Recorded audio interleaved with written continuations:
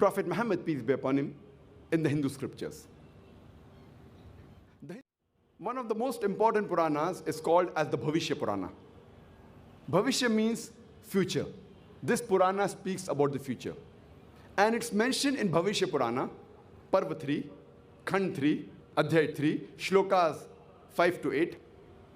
A Malecha will come along with his companions from the desert, and his name shall be Muhammad, peace be upon him.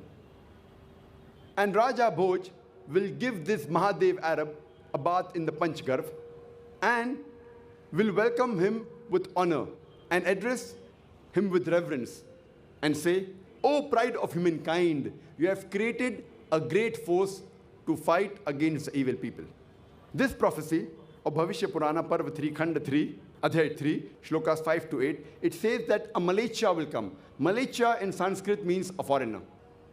He will come along with his companions, talking about the Sahabas, from a Marusthal.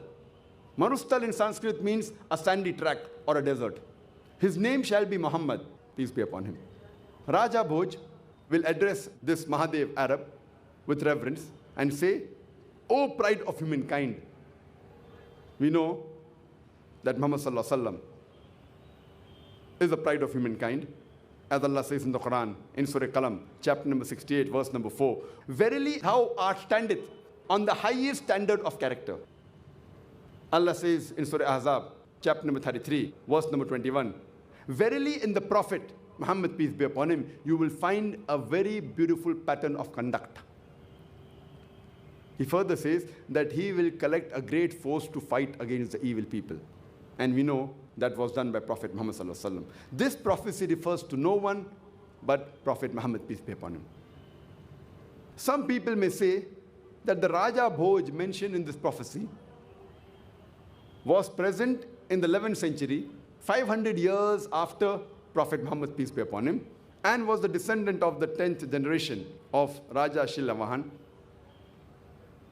These people, they fail to realize that like the monarchs of Egypt, they were given the title pharaohs. There were many pharaohs. There was not one pharaoh. Like the kings of Rome were called as Caesars. There was not one Caesar, there were many Caesars. Similarly, the kings of India were given the title Bhoj. So there was not one Raja Bhoj, there were many Raja Bhoj. So this Raja Bhoj is not the one they're talking about in the 11th century. It is much earlier before that 11th century. Further, it's mentioned in Bhavishya Purana, Parva 3, Khand 3, Adhyay 3, Shlokas 10 to 27. The land of the Malechas has been spoiled. There was the enemy who was killed earlier. Now he's been sent by a more powerful enemy. I will send a man by the name Muhammad, peace be upon him, to guide these people to the straight path. O Raja Bhoj, you need not go to the land of the Pishachas, because I, through my kindness, will purify you where you are.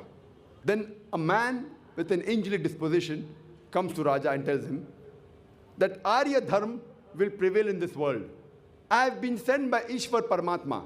My follower shall be circumcised, who doesn't have a tail on the head, who will grow a beard, who will create a revolution, who will give the call for prayer. He will eat all lawful things. He will eat all sorts of animals, but will not eat the flesh of swine. He will not be purified by herbs and shrubs, but will be purified by warfare. He will be called as Musalman. This prophecy refers to no one but the last and final messenger, Prophet Muhammad Sallallahu Alaihi Wasallam. It says that my follower shall be a person who's circumcised. And we know the Muslims are circumcised. He will not have a tail on the head, that's a shendi or a chutti. He will grow a beard. He will create a revolution. He will give the call for prayer, that's talking about the adhan, like the Muslims give. He will eat all lawful things. He will eat all sorts of animal, but will not eat the flesh of swine. The prophecy further says, they will not be purified by herbs and shrubs, but will be purified by warfare. And they will be called as Musalman. This prophecy clearly indicates about the coming of the last and final messenger, Prophet Muhammad Sallallahu Alaihi Wasallam. It's further mentioned in Bhavishya Purana, Parva 3, Khand 1, Adhyay 3, Shlokas 21 to 23. It says that the 7 sacred cities of Kashi have been filled with corruption and Rakshas. In the land of the Malecha, the followers of the Malecha Dharma are good people. All good qualities are found in them. And in this country, we find all sorts of vices. O Rishi, glorify the name of the Lord. Here too, it is talking about Prophet Muhammad Sallallahu Alaihi Wasallam and his followers. Muhammad Sallallahu Alaihi Wasallam is also prophesied in the Vedas. He is prophesied in Atharva Ved, book number 20, hymn number 127, mantra number 1 to 14. It is called as Kuntap Suktas. Kuntap means hidden gland in the abdomen. That means the meaning of these verses are hidden, and you'll come to know about it later on. Kuntap also means free from misery, also means peace, similar to Islam. It's also related to the center of the earth, and we know Makkah is the center of the earth. And Allah says in the Quran in Surah Al-Imran, chapter 3, verse 96, that the first place of worship was Bakka, which is another name for Makkah. Time will not permit me to go through all the 14 mantras. I'll just briefly speak about the first 4 mantras. Atharva Ved, book number 20, hymn number 127, mantra number 1 says, he is Narashansa. He is Kaurama, who has been protected from 60,090 enemies. Mantra number 2 says, he is a camel riding Rishi. Mantra number 3 says, he is Mama Rishi. Mantra number 4 says, he is Vaishyaves Reb. The first mantra says, he is Narashansa. Nar in Sanskrit means a human being or a man. Shansa means prashansa, praiseworthy. A man who is praiseworthy, which is exactly the translation of the Arabic word Muhammad, which was the name of the last and final messenger, Muhammad Sallallahu Alaihi Wasallam. It further says, he is Kaurama. One of the meaning of Kaurama is a prince of peace. And a beloved Prophet Muhammad Sallallahu Alaihi Wasallam was a prince of peace. The other meaning is an immigrant. And we know Prophet Muhammad, peace be upon him, migrated from Makkah to Medina, and he was an immigrant. It further says he will be protected from 60,090 enemies. And we know the population of Makkah that was against Prophet Muhammad Sallallahu Alaihi Wasallam was approximately 60,000. Mantra number 2 says, he will be a camel riding Rishi. No Indian Rishi or a Brahmin will ever ride a camel, because riding a camel is prohibited for a Brahmin.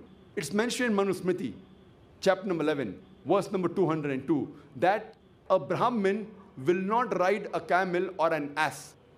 Therefore, it has to be a prophet who is a foreigner. Third mantra says, he is Mama Rishi or Maharishi. Mama, some verses say Muhammad, some say great Rishi. Mantra number 4 says, he is Reb. Reb means one who praises, which is the meaning of the other name of Prophet Muhammad Sallallahu Alaihi Wasallam. One who praises in Arabic is called as Ahmad, which was the other name of Prophet Muhammad Sallallahu Alaihi Wasallam. Muhammad Sallallahu Alaihi Wasallam is also prophesied in Atharva Ved, book number 20, hymn number 21, mantra number 6. It says, it speaks about the battle of Azab, the battle of Alis, and it says that he will be protected from 10,000 enemies, and he will win the battle without fighting it. He will be a Karu. Now, Karu in Sanskrit means a person who praises. In Arabic, it means Ahmad, which is another name for Muhammad Sallallahu Alaihi Wasallam. It says he will win the battle without fighting it. Talking about the battle of Azab, which was won without fighting it. And we know the approximate population, the enemies at that time, were 10,000.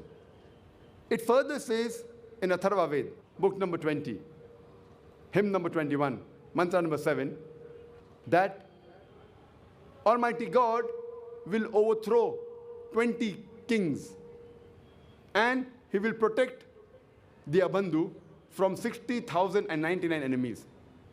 Abandhu in Sanskrit means an orphan. The other meaning of Abandhu means praiseworthy, which is the translation of Muhammad into English, peace be upon him. So Abandhu in Sanskrit, if you translate to Arabic, means Muhammad sallallahu alaihi wasallam. It says that Almighty God will overthrow 20 kings. And we know that there were approximately 20 chieftains in Makkah at the time of Muhammad sallallahu alaihi wasallam. And Muhammad sallallahu alaihi wasallam won all of them.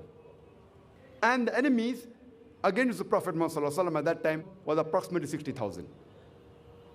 This same prophecy is also repeated in Rig Veda, book number 1, hymn number 53, mantra number 9, but the Sanskrit word used is Sushrama. Sushrama also means one who is praiseworthy, which is the meaning of Muhammad sallallahu alaihi wasallam. And Prophet Muhammad sallallahu alaihi wasallam is also prophesied in Agni, mantra number 64, and it says that this Rishi, he will not drink the milk of his mother. He will not be breastfed by his mother. And we know Prophet Muhammad sallallahu alaihi wasallam was not breastfed by his own mother. And Bibi Halima, may Allah be pleased with her, she was the one who breastfed Muhammad sallallahu alaihi wasallam. Prophet Muhammad sallallahu alaihi wasallam is also prophesied as Ahmad, one who praises in several places. In Uttarchik, mantra number 1500. In Indra, chapter number 2, mantra number 152. In Yajurved, chapter number 31, verse number 18. In Rig Veda, book number 8, hymn number 6, mantra number 10. In Atharva Veda, book number 8, hymn number 5, mantra number 16. In Atharva Veda, book number 20, hymn number 126, mantra number 14. Prophet Muhammad sallallahu alaihi wasallam, besides being prophesied as Ahmad, is even prophesied in several places as Narashanksa. As I mentioned earlier, Narashanksa is derived from Nar, which means a human being or a man, and Shansa comes from the word Prashansa, which means praise, a man who is praiseworthy. Prophet Muhammad sallallahu alaihi wasallam is prophesied by name as Muhammad sallallahu alaihi wasallam, as Narashanksa in several places in Hindu scriptures. In Rig Veda, book number 1, hymn number 13, mantra number 3. In Rig Veda, book number 1, hymn number 18, mantra number 9. In Rig Veda, book number 1, hymn number 106, mantra number 4. In Rig Veda, book number 1, hymn number 142, mantra number 3. In Rig Veda, book number 2, hymn number 3, mantra number 2. In Rig Veda, book number 5, hymn number 5, mantra number 2. In Rig Veda, book number 7, hymn number 2, mantra number 2. In Rig Veda, book number 10, hymn number 64, mantra number 3. Rig Veda, book number 10, hymn number 182, mantra number 2. Yajurved, chapter number 20, verse number 37. Yajurved, chapter number 20, verse number 57. Yajurved, chapter number 21, verse number 31. Yajurved, chapter number 21, verse number 55. Yajurved, chapter number 28, verse number 2. Yajurved, chapter number 28, verse number 19. Yajurved, chapter number 28, verse number 42. You can go on only giving references of the Hindu scriptures where Prophet Muhammad sallallahu alaihi wasallam is mentioned by name. Time does not permit us. We can give a lecture for a full day only on Muhammad sallallahu alaihi wasallam Hindu scriptures. Due to limitation of time, I'll just mention one more prophecy.